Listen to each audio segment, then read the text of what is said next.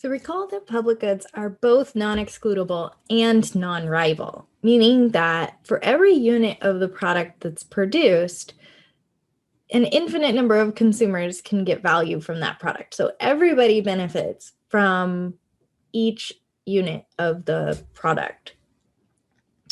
This sort of unique quality of public goods means that these goods tend to be under-provided by the market. So we're going to do an example that illustrates that problem here.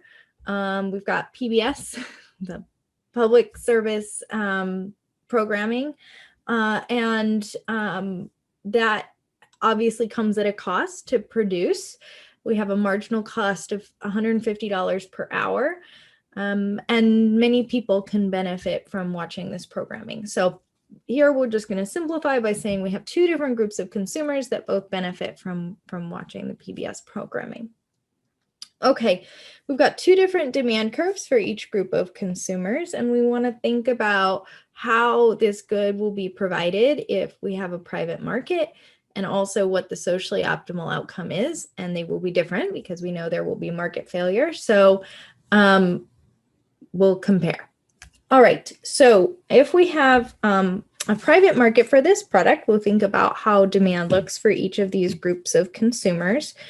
So we've got, let's do 100 to 100. That's demand for group 1. 200 to 200 is demand for group 2. And you can see that the marginal cost here is 150. So if each group is just looking at how much they want to purchase, you see we get no consumption from group 1, right? Group 1 will not purchase anything because they're not willing to pay $150.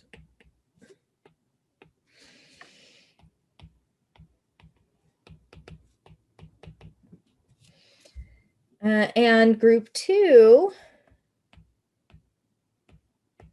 will purchase some amount of this product. So if we take our demand curve and we plug that into, we'll plug in our marginal cost or our supply of this product, then we can see that this group would purchase 50 units of the product.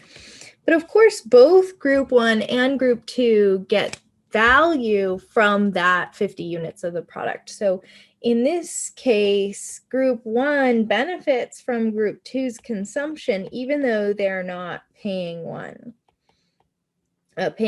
for it at all.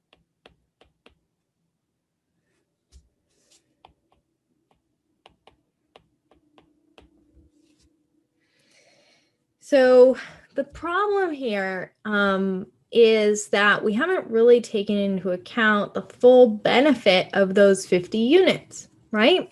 Because all that's happened here is we have group 2 pay for the product as long as they value it more than the cost of production, and then they stop.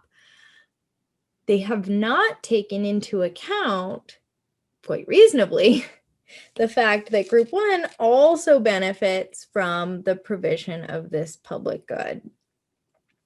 And group 1 here, we say, is free riding. This is the real problem with consumption of a public good, is that group 1, because they don't have to pay for this product, but they still get benefit from it,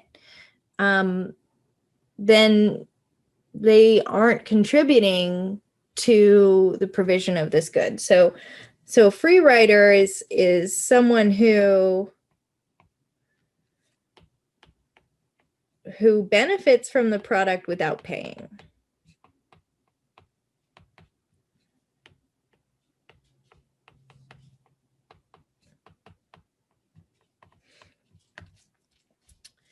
Okay, so how is this outcome different from the socially optimal outcome?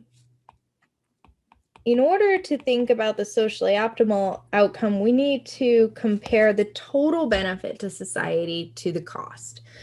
So our marginal social benefit here is equal to the sum of the marginal benefit for each group. So each group, for every unit of this product benefits multiple people. And in order to understand the true benefit of the product, we have to add up the benefit across all the people who are consuming it. And we can see that in our demand equation. Remember that demand represents the marginal benefit of the product. So this is really the marginal benefit for group 1 and the marginal benefit for group 2. And to get the total marginal social benefit, we'll need to add them together.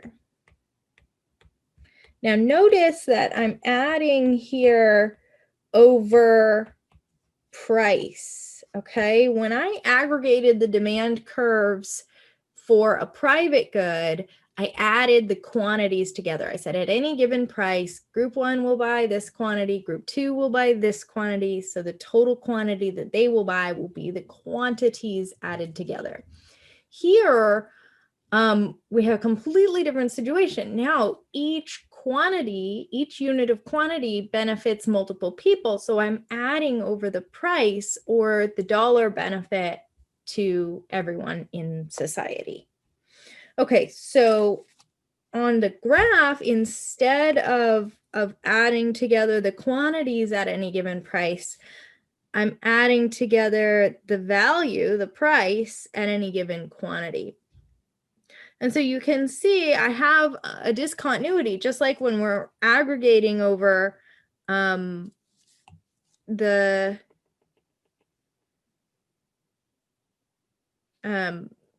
demand curves to get market demand. Here I have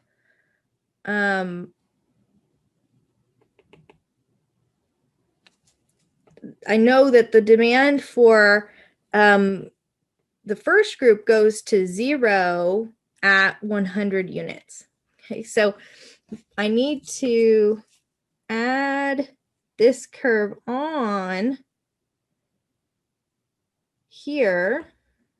Okay, this is going to go to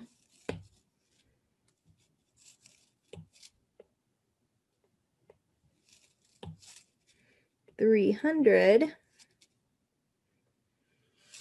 And then that stops here at 100. And then I just have demand for the second group after that. So my marginal social benefit curve is going to be equal to 300 minus 2Q when Q is less than 100, and just 200 minus Q when Q is greater than 100.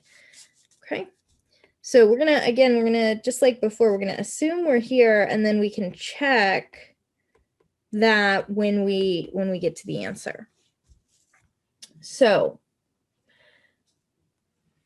this is my marginal social benefit curve. Looks like this. And now I'd like to set that equal to marginal cost. And you can see that the socially optimal quantity will be higher than the market equilibrium quantity. So we'll do that. We got 300 minus 2Q equals 150. So 150 equals 2Q. So Q equals 75. And now we can check, yes, that is less than 100. So our assumption that we were on that portion of the marginal cost, marginal social benefit curve was correct. All right, so our socially optimal quantity is 75. And then we can even think about deadweight loss in this situation. The area of surplus between 50 and 75, right? So we stopped at 50 with the market equilibrium quantity. And you can see that if we had continued, society would have gained this benefit here. That's our deadweight loss.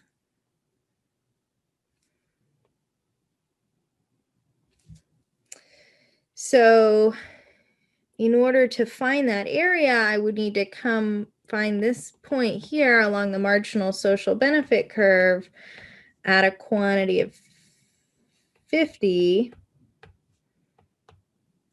And that would be 300 minus 2 times 50. So that's 200. So that's here. Sorry. Art. Okay. So 200. And so the area of that deadweight loss triangle is 1/2 times 200 times 75 minus 50, which gives you 2,500, I think. Okay. So the problem with public goods is that we have free riding.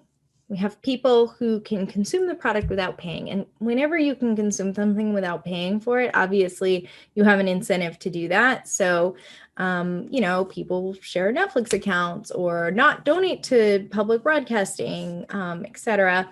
And therefore we get an under provision of these types of goods. The result then, right, is we have too few public goods provided. The solution is really government provision of public goods. So the government can require contribution, right, because they can tax you, right? They can make contribution to the public good mandatory through taxes, and then use those tax dollars to fund parks or public schools or whatever it is that we've decided we have too few of, right? So the solution here, the problem is the free rider problem. The solution is, or at least one solution is government provision. And many of the goods that the government provides, you'll notice, are in fact public goods.